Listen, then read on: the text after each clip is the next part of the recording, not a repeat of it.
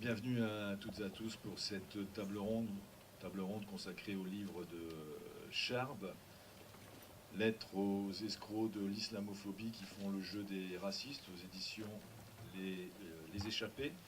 Livre sorti il y a une quinzaine de jours, le texte ayant été finalisé, explique l'éditeur, le 5 janvier 2015, 2 jours avant l'attaque terroriste contre Charlie, je cite l'éditeur, l'attaque terroriste contre Charlie Hebdo, Je confirme. dans laquelle Charb a perdu la vie. Alors, à l'occasion de ce 14e salon du livre d'expression populaire et de critique sociale, Colère du présent, que je représente ici, Guy Lesniewski, en tant que membre de son conseil d'administration, Colère du présent ne pouvait pas ne pas évoquer le drame des attaques terroristes de janvier, en particulier celle qui a touché Charlie Hebdo en plein cœur. Charlie Hebdo et Colère du présent, c'est un compagnonnage qui s'est très vite mis en place dès 2003 pour notre deuxième salon. C'était d'ailleurs sur la Grand Place, comme nous nous y retrouvons cette année. Étaient présents Luz et Tinius.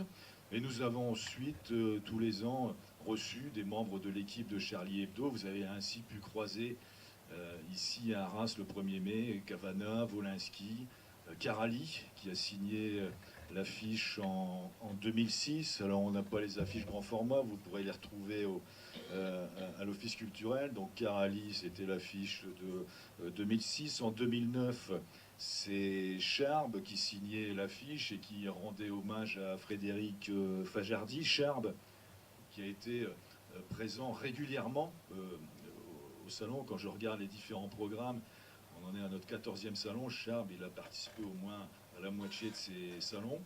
En 2011, c'est Cabu qui signait l'affiche.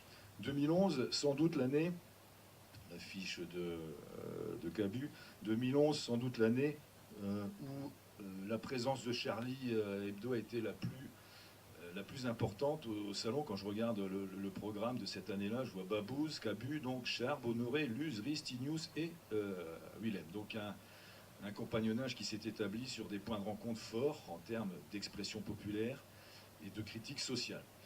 Colère du présent ne pouvait pas ne pas évoquer le drame des attaques terroristes de janvier, donc, mais nous n'avons pas voulu de cérémonie du souvenir ou d'action mémorielle, d'autant que la trace laissée ici au salon par les dessinateurs qui ont été assassinés est indélébile. Notre idée a donc été de poursuivre le combat, celui de la liberté d'expression, la liberté d'opinion, et de faire vivre en quelque sorte une forme d'esprit Charlie Hebdo au travers d'ateliers comme celui qui se trouve à l'Office culturel, Crée ton Charlie. Ce combat, d'une manière plus générale, c'est aussi pour nous celui de la liberté d'expression, donc des colères du présent. Et c'est pour cette raison que nous proposons des débats, des rencontres sur des questions d'actualité où nous mêlons littérature et critique sociale.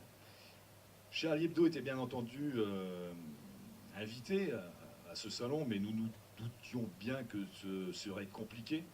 Nous avons néanmoins reçu le mail suivant, le 17 avril dernier, je vais vous le lire, hein, ça va résumer la situation et puis aussi les relations qui nous lient, Charlie Hebdo et Colère du présent.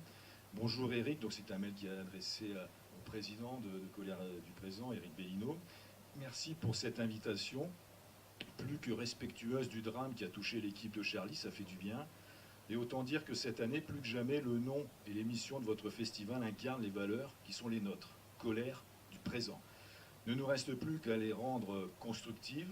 Tout le monde à Charlie aurait souhaité venir, comme toutes ces années, participer à ce salon du livre, vital pour la littérature populaire et l'engagement social.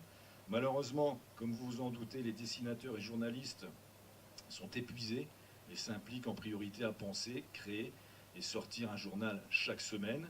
Néanmoins, vous n'êtes pas sans savoir que le livre de Charb, Lettres aux escrocs de l'islamophobie qui font le jeu des racistes, est sorti. Pourquoi pas, si cela vous convient, organiser une rencontre débat autour de ce livre, de ces analyses, de ces messages qui furent le combat de Charb depuis toujours.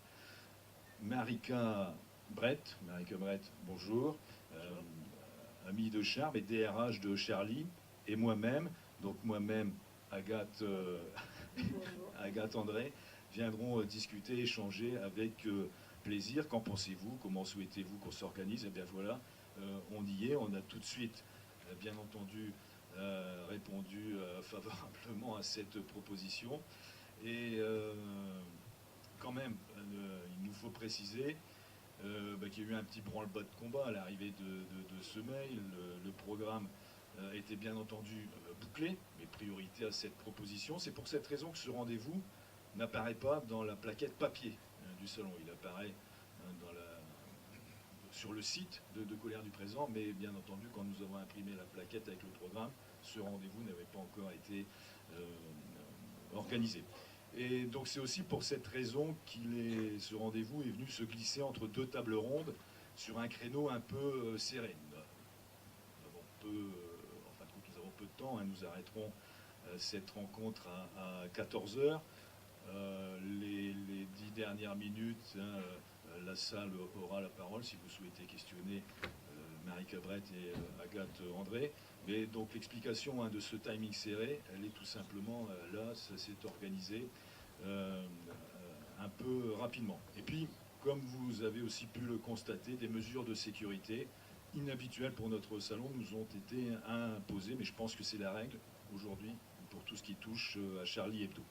Alors, avant d'en arriver au livre de Charb en tant que tel, peut-être un mot de présentation et un mot sur votre lien avec Charlie Hebdo. Donc, Marika Brett, vous êtes DRH de Charlie Hebdo. Donc, il y a aussi une DRH à Charlie Hebdo. La première DRH de Charlie Hebdo. Juste pour revenir 2 secondes à ce que vous disiez précédemment, effectivement, tous nos déplacements sont un branle-bas de combat. Ne pas croire qu'après le 7 janvier, tout s'est arrêté. Ne pas croire que les lettres de menaces se sont stoppées. Ne pas croire que... ou vous dire plutôt que quand Al-Qaïda a revendiqué cette espèce d'horreur du 7 janvier, Daesh a répondu « oui, mais vous n'avez pas fini le travail ». Voilà les conditions dans lesquelles nous travaillons. Et effectivement, tous nos déplacements sont un branle-bas de combat, ce qui est un peu compliqué. Et en particulier pour faire ce journal toutes les semaines, pour faire des reportages toutes les semaines, pour aller... Charlie Hebdo va à la rencontre des gens toutes les semaines, et là c'est vraiment très très très compliqué, mais ils le font.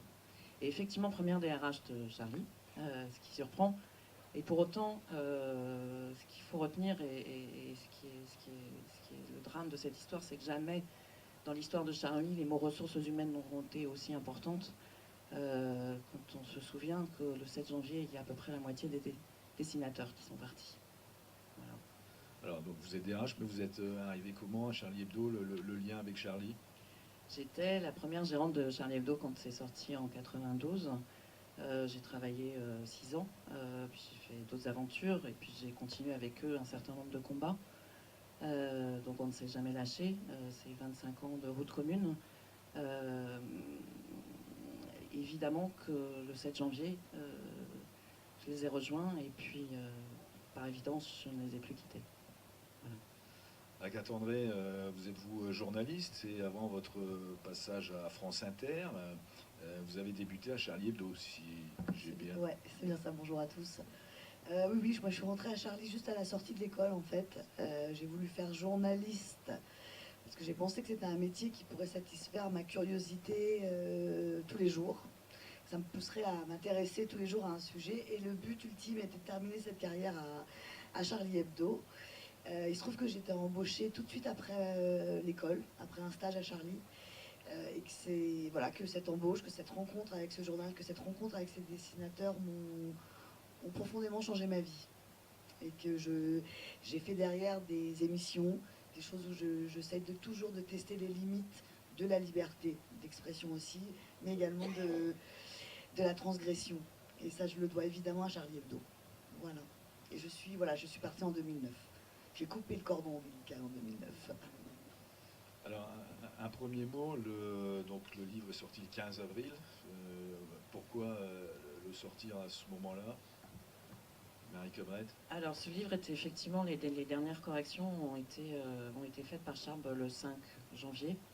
On pouvait pas, il devait paraître en février, on pouvait pas. On avait humainement pas les moyens, pas l'énergie, pas la force de. Et ce livre ne pouvait évidemment pas sortir sans l'accord des ayants droit, qui sont sa famille, ses parents, son frère. avec tout ce que ça suppose en termes d'émotion, mais aussi en termes de contenu et de soutenir ce contenu. Longue discussion, très très longue discussion avec eux. Et puis ce qui a fait que ce livre est sorti, d'une part, c'est parce que Charme le voulait, ce livre, voulait sortir ce livre, premier livre et seul livre sans dessin de Charme. Et d'autre part, parce que malheureusement, très vite, trop vite, trop tôt, ce qui fait le contenu de ce livre nous est revenu dessus, c'est-à-dire les 8 mai accusatoires sur cette équipe, accusatoire de quoi? Accusatoire de racisme. Et ce livre, contrairement à ce qui a été dit, n'est pas du tout un livre posthume, mais pas du tout, un livre testament, pardon. C'est un livre mis au point. Et c'est pour ça qu'il n'y a pas de dessin. C'est la nécessité que Charme a éprouvée que tous ces mots aient un sens et de répondre avec des mots et pas avec des dessins sur des années et des années de ces accusations-là.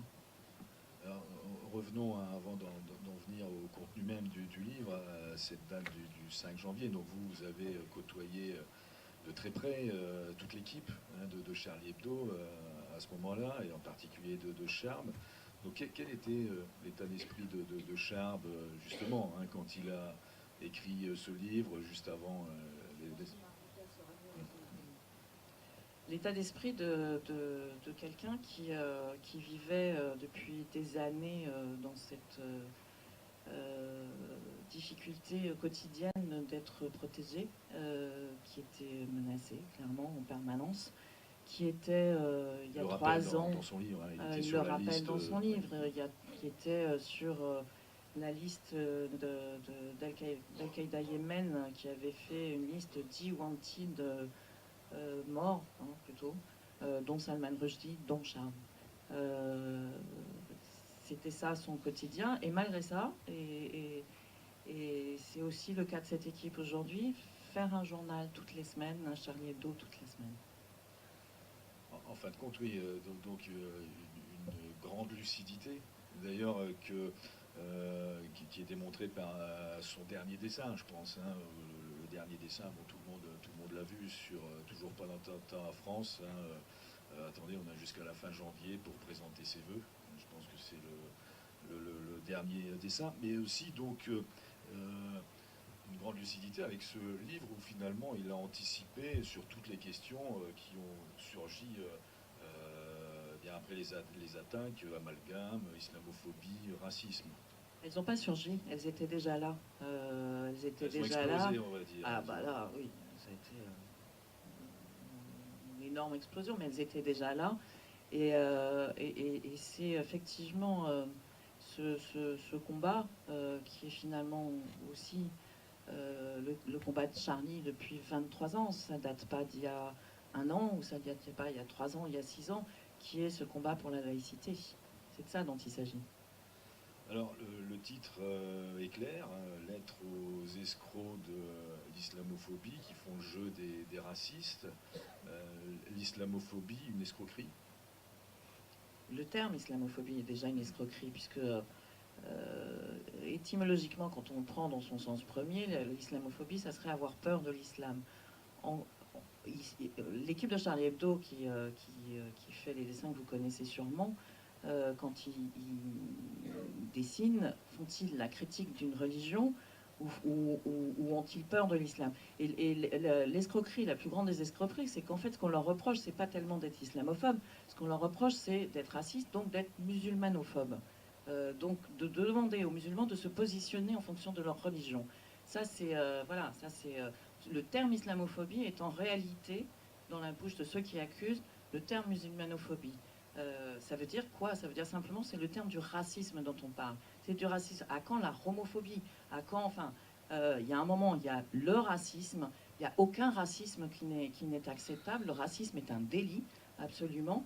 Mais critiquer une religion, ce n'est pas un délit. Alors, justement, Charb insiste beaucoup sur le poids, la valeur des mots, et donc celui-là, vous l'avez dit, et il ajoute, au-delà du fait qu'il soit très mal choisi, c'est un mot dangereux. Oui, parce que c'est un mot dont l'islamophobie. tout le monde s'est emparé avec pour le moins une très grande imprudence et qui en réalité monte les uns contre les autres. C'est là où il explique que c'est dangereux. C'est en réalité considérer, déterminer une communauté et derrière ça, parce que effectivement sa critique, elle s'adresse, c'est la critique des médias, c'est la critique des élites qui se servent de ce terme en réalité pour discriminer les musulmans. On pourrait peut-être aussi considérer ce livre comme un manifeste pour l'athéisme, puisque très rapidement, hein, c'est page 21. Alors peut-être, on va en discuter. Charb écrit « Dieu est assez grand pour se défendre tout seul. Franchement, si Dieu existe et qu'il est aussi puissant que ses serviteurs le prétendent, nous, les infidèles, les incroyants, les laïcards, les athées, les anti-théistes, les mécréants, les apostats, on est mal. Nous sommes irrémédiablement condamnés aux flammes de l'enfer. D'où cette question, pourquoi les croyants font-ils appel à la justice des hommes pour nous punir, alors que la justice divine le fera, et bien plus sévèrement que n'importe quel juge. Il faut savoir que Charlie Hebdo a connu beaucoup de procès.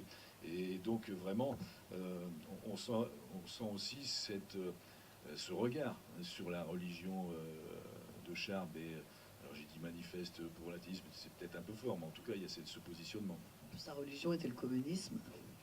Oui. Non, alors ce livre, d'abord j'espère que vous l'avez lu, surtout que vous allez le lire et que vos enfants vont le lire. C'est un outil qui est extrêmement pédagogique, qui est accessible à tous et qui fait du bien.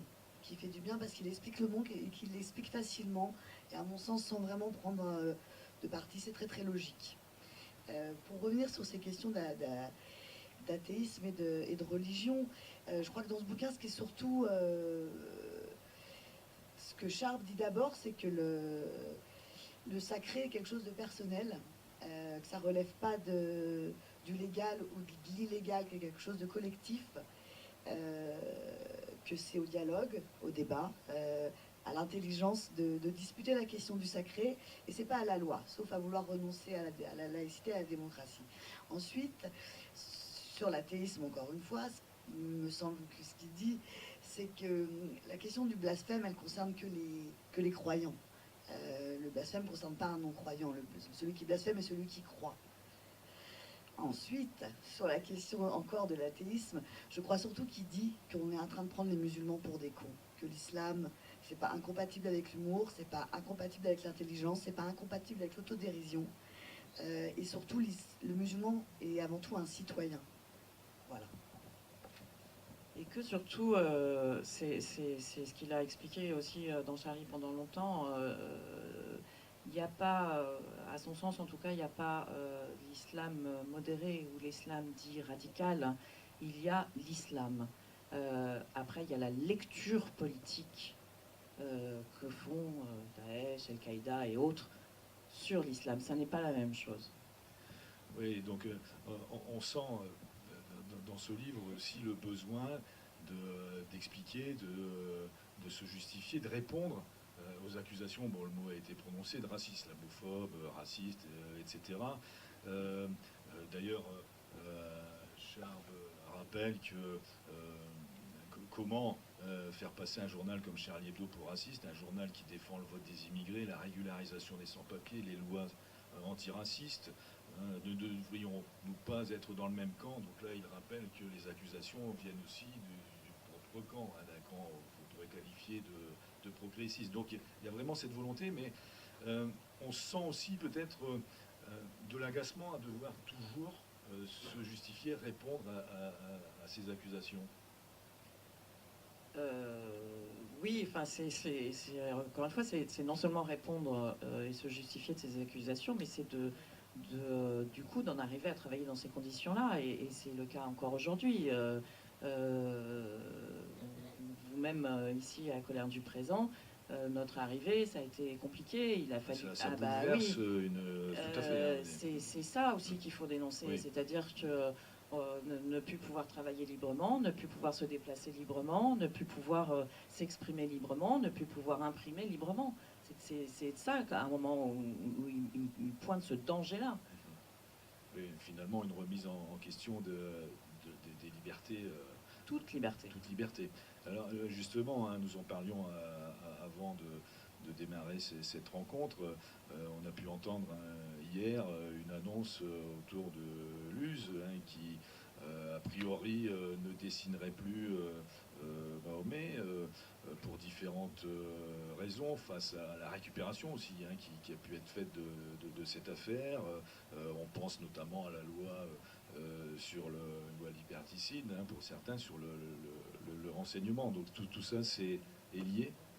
Marika, ouais. Alors, Luz n'a pas dit que ça. Luz, effectivement, a dit qu'il ne dessinerait plus Mahomet, qu'il ne dessinerait plus Sarkozy. D'ailleurs, il avait déjà dit qu'il dessinerait plus Sarkozy, puis finalement, il a fallu remettre le couvert, donc il a redessiné Sarkozy. Je crois qu'il faut se rendre compte de ce qui s'est passé pour eux aussi le 7 janvier. On a un peu tendance à l'oublier. Cette espèce de tsunami de l'âme épouvantable. Les conditions de travail derrière, je le répète, les accusations qui reprennent, que ce soit le rappeur qui explique que vous comprenez, finalement, vous l'avez quand même un peu bien cherché. Tout ça est revenu, hein. Ne pas croire que le 7 janvier, ni le 8, ni le 9, ni le 10, ni le 11, d'ailleurs, ont effacé tout ça. Ça revient. Et pas que. L'élite intellectuelle se réveille aussi à ce sujet-là. Je pense que Luz, quand il déclare ça, il vient de faire un album qui s'appelle Catharsis, dans lequel il s'échappe de l'actualité, parce que l'actualité, et pas seulement l'actualité liée aux attentats, c'est l'ensemble de l'actualité du monde. Se rappeler qu'après la France, il y a eu Copenhague, après Copenhague, il y a eu Tunis, après Tunis, il y a eu le Yémen, etc., etc. Et que je crois qu'à un moment, quand on a subi ce tsunami de l'âme, on peut avoir besoin de recul sur cette espèce de monde qui s'embrase et qui a fait ce 7 janvier. Je crois que c'est ça que Luz dit. Et cet album Catharsis, c'est ce besoin absolument essentiel pour lui, c'est un besoin de vie, de dire il faut que je dessine autre chose, sinon je ne dessinerai plus jamais. Donc ne pas prendre juste cette phrase comme une capitulation sur le thème ok, je dessinerai plus Mahomet parce que vu tous les emmerdes on va arrêter. C'est plutôt je vais prendre du recul, j'en ai besoin, et j'ai besoin d'air surtout, et j'ai besoin d'un souffle pour pouvoir dessiner. Agathe André, sur ce point. Oui, bah, elle a effectivement, je pense que sur l'état de Luz, c'est très très bien dit. Il a évidemment besoin de prendre l'air, c'est sûr. Après, sur la question du blasphème, puisque c'était ça qui est en jeu, et effectivement, les médias ont semblé dire ah bah Luz capitule, ce qui est évidemment pas le cas. On défend pas un blasphémateur parce qu'il est brillant, parce qu'il est drôle, mais parce qu'en fait, ceux qui l'attaquent sont dangereux. Et ce livre-là, il pointe ces dangers-là, ces hommes dangereux-là. Et c'est eux qu'il faut avoir, mais ça passe effectivement par l'élite. Et ça passe effectivement par les médias, qui ont alimenté un climat qui ont permis ces assassinats-là. Alors qu'en 2007, l'affaire aurait pu être bouclée, en fait. Si tout le monde avait publié les caricatures danoises, il n'y aurait pas eu le 7 janvier. Oui, et justement, avant de donner la parole au public, on sent aussi dans les propos, les écrits de Charme, la volonté de rappeler que soutenir Charlie Hebdo, c'est soutenir un organe de presse indépendant, et que soutenir Charlie Hebdo ne veut pas dire soutenir la ligne éditoriale de Charlie Hebdo. Ce qui est... Bien sûr que non. Effectivement, c'est le mot de la liberté d'expression, mais c'est surtout proposer le débat, proposer l'échange, pas la violence. Alors dans le public, il y a des interventions, des questions. Il nous reste 5 minutes.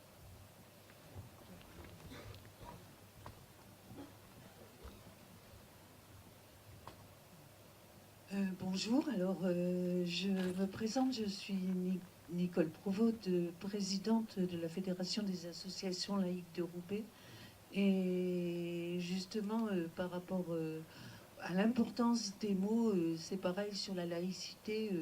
Il y a beaucoup de gens qui ne comprennent pas la laïcité et qui pensent que la laïcité est anti-religieuse alors qu'elle ne l'est pas du tout.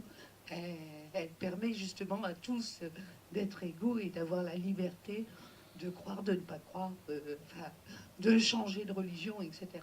Donc on est confronté en tant que défenseur de cette laïcité, justement, un peu aux mêmes incompréhensions, aux mêmes amalgames.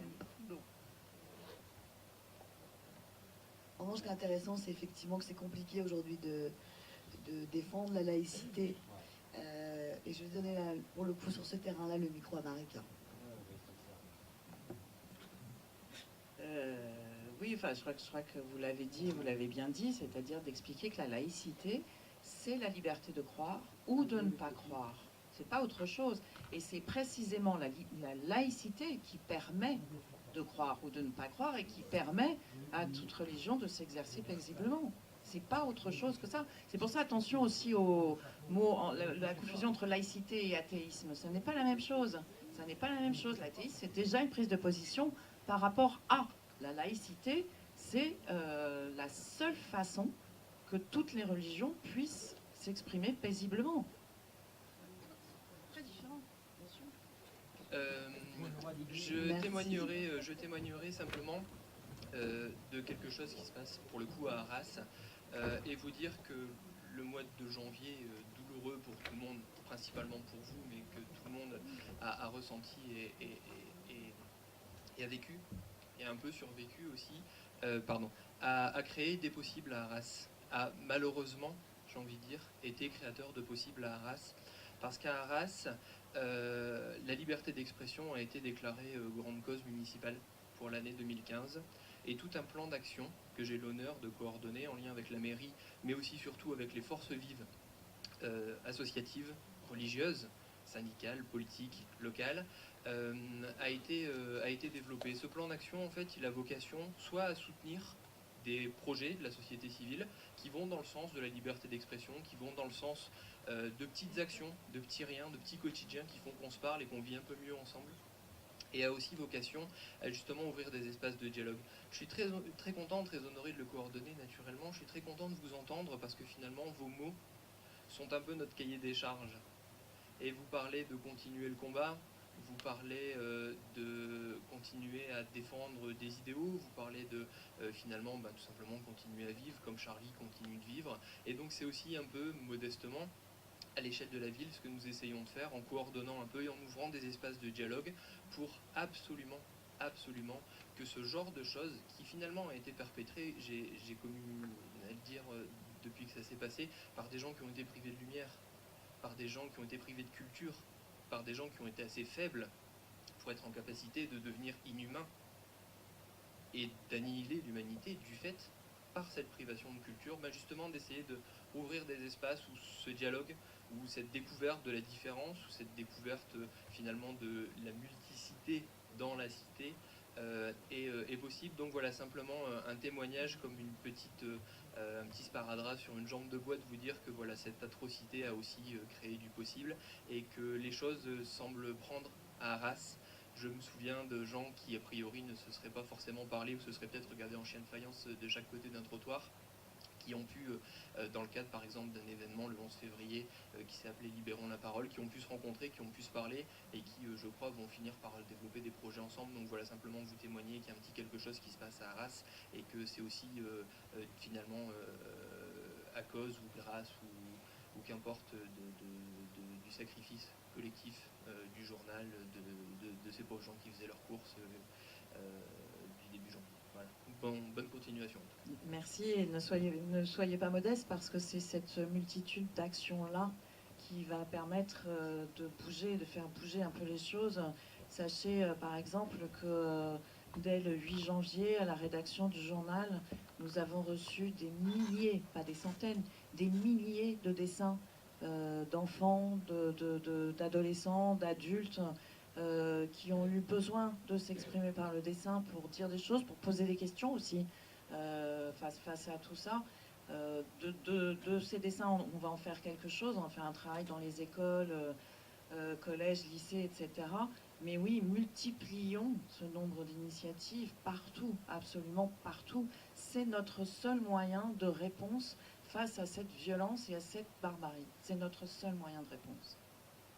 Oui, et Colère du présent, hein, donc on le sait ensemble, hein, qui n'a pas attendu début 2015 pour afficher, organiser, permettre des rencontres autour de ces questions de liberté d'expression, de laïcité et d'expression populaire, de critique sociale. Nous allons conclure. Peut-être vous avez un dernier mot à dire sur ce livre et peut-être aussi donner quelques nouvelles de Charlie Hebdo aujourd'hui. Je vais juste dire qu'il faut vraiment lire ce livre, qu'on prend conscience que les mots ont un sens et que si on emploie les mots dans un bon sens, le monde change. Et je crois que ce livre peut changer le monde, mais il faut le lire. Et vos enfants peuvent le lire. Je ne vais pas dire mieux hein, que toi, effectivement, de lire ce livre et surtout de participer au débat et de proposer, et notamment aux plus jeunes, la compréhension des choses. Donc il y a... oui. Allez-y, rapidement.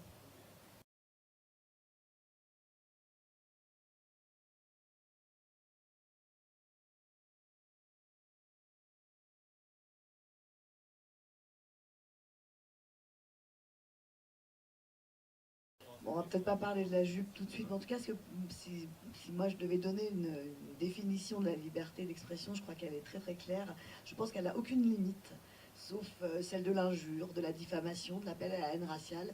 Et ça, on peut le déterminer que devant un tribunal, dans une justice. Pas avec des kalachnikovs, ni en mettant le feu à un journal. Voilà, je ne sais pas si ça vous va. Juste pour, voilà, effectivement, bon, ça s'appelle la démocratie, hein, tout simplement. C'est-à-dire qu'il y a des règles. Hein. On commence par l'article 11 de la Déclaration des droits de l'homme et elle s'est déclinée effectivement en permanence. Donc la démocratie, il y a la règle, hein, qui est la même pour tous, qui est la liberté d'expression. Il y a ce qu'on peut appeler l'exception. Et là, ça se règle effectivement devant un tribunal. Et pour répondre à votre question, Charlie Hebdo a eu des dizaines et des dizaines et des dizaines de procès sur ce sujet-là, les a gagnés, alors que d'autres humoristes ont eu des dizaines et des dizaines de procès et les ont perdus. Voilà, le débat aurait pu être bien plus long, hein, nous en avons conscience. Je vous ai expliqué les raisons de ce timing serré en introduction à cette table ronde. Je vous signale que le livre de Charbre et d'autres livres hein, autour de Charlie Hebdo sont en vente sous le chapiteau des auteurs hein, dans le secteur librairie, donc vous les trouverez à cet endroit. Le débat, nous le prolongerons forcément, puisque ce compagnonnage Colère du présent et Charlie Hebdo va se poursuivre. On va réfléchir à tout ça. En tout cas, Marie Cabrette et Agathe André, merci de votre venue, de votre intervention. Merci à vous et puis toutes nos salutations à toute l'équipe de Charlie Hebdo. Merci.